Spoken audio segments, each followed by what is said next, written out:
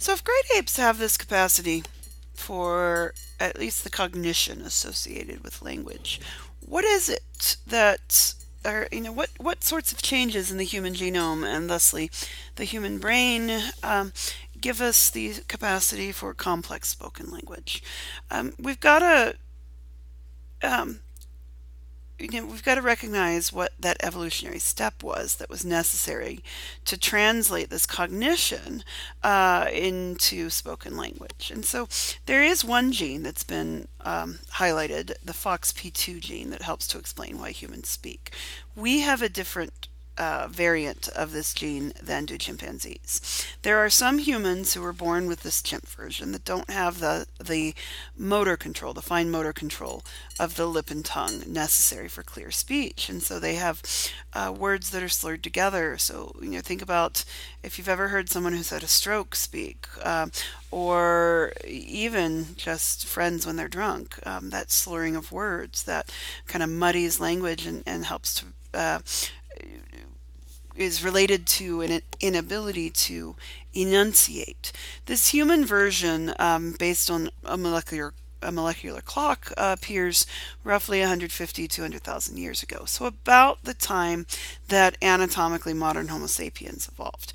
And we've got brain structures, numerous areas of our brain, the Wernicke's area and others that are associated with linguistic skills. And some of those structures in our brains are similar to what we see in chimpanzees, and some are different. We also have differences in what's called our hyoid bone. Our hyoid bone is free floating and is an anchor point for our vocal cords. And so the structure of the hyoid bone and whether it's fused to other structures or whether it's free floating also influences our ability to do a lot of the fine modulation of language, pitch adjustment, and such. So it's not one particular feature that gave humans spoken language. It is rather a combination of features. And with language being so closely tied to cultural abilities, and of course, our hominin lecture always already talked about what some of those cultural capacities were of our predecessors like Homo erectus and Neanderthals, we would be naive to think that spoken language is the unique possession of anatomically modern Homo sapiens. It is today. We are the only um, extant, at least mammal or land mammal, that has spoken language. But that doesn't mean that Homo erectus didn't at least have a rudimentary spoken language. Maybe not with quite as many sounds that as we possess. Maybe not quite with the fully emerged cultural consolidation that we possess, but at least enough language to be able to plan future actions. Similarly, Neanderthals were quite culturally complex and probably had a form of spoken language that, again, may not have had all the variants that ours does, but was enough to kind of create a cultural history. So this date of language emergence probably goes back at the very least 800,000 years, if not even farther back. And I don't know that we'll ever fully be able to answer with a single date when did language emerge. I mean, we ran into this same kind of debate with behavioral modernity, right? That we used to think it was this magical point about 50,000, 45,000 years ago when we moved into Western Europe and started painting on cave walls, that somehow that magically transformed us from primitive culture to fully advanced culture. Well, we now know that there was a gradual emergence of advanced culture throughout at least the continent of Africa.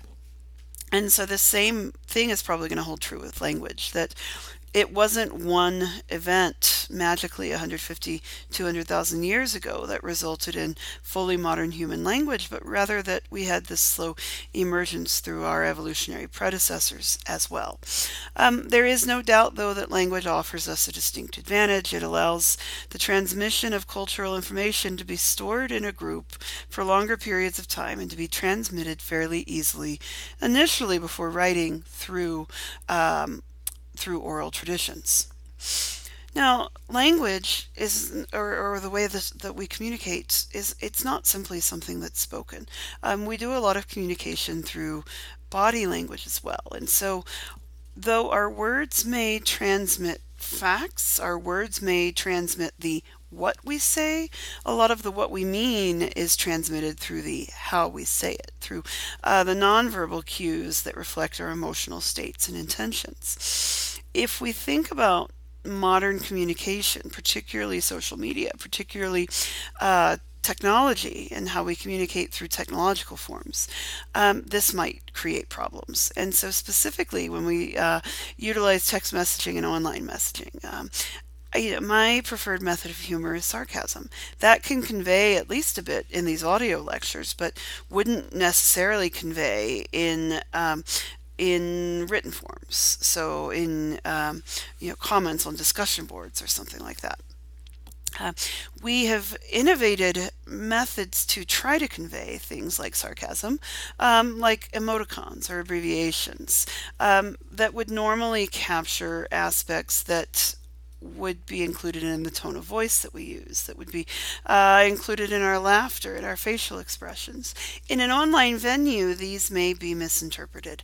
And so think about the ways that you communicate with your friends. Have you ever had a time in a kind of virtual or text world where what you said was misconstrued and that led to conflict between you and your friends? Most of us have. I mean, it's hard for that not to happen when we're communicating through technological means. And so we've got to really be careful with the hows of social media. We are all familiar with the fact that people don't conduct themselves the same in online venues as they do in face-to-face venues. You can think about comments you've read on Facebook feeds or on Tumblr threads or whatever, or in Reddit. Um, Sometimes people, like with cyberbullying and such, will make comments like, "Oh, you're so ugly, you should kill yourself," or, the world would be a better place if you weren't here, right?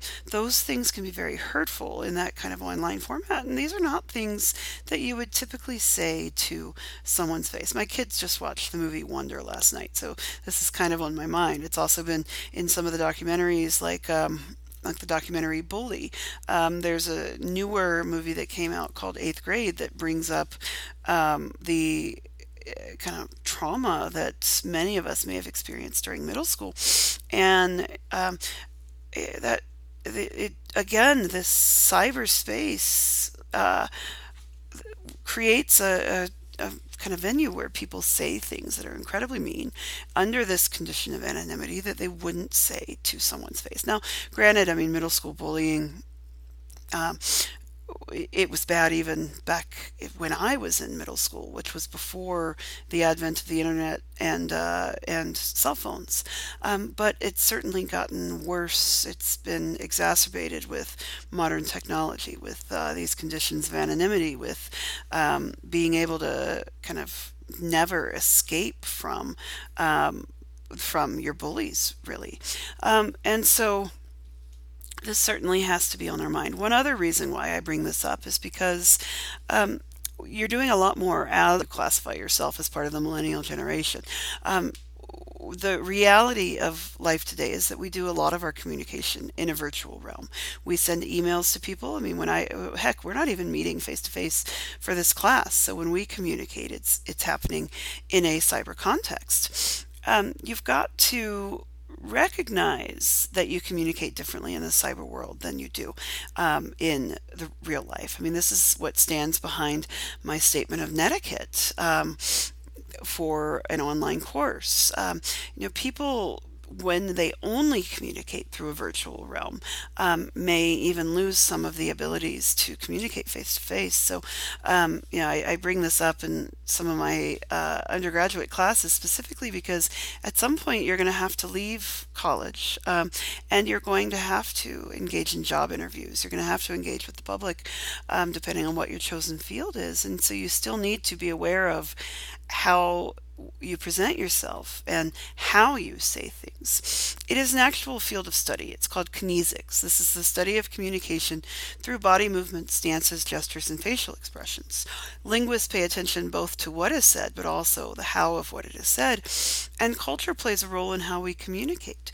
We can communicate social differences. So when you think about dominance versus subordinates, if you stand erect with your shoulders back and you look at someone eye to eye, you're communicating a position of dominance, a position of authority.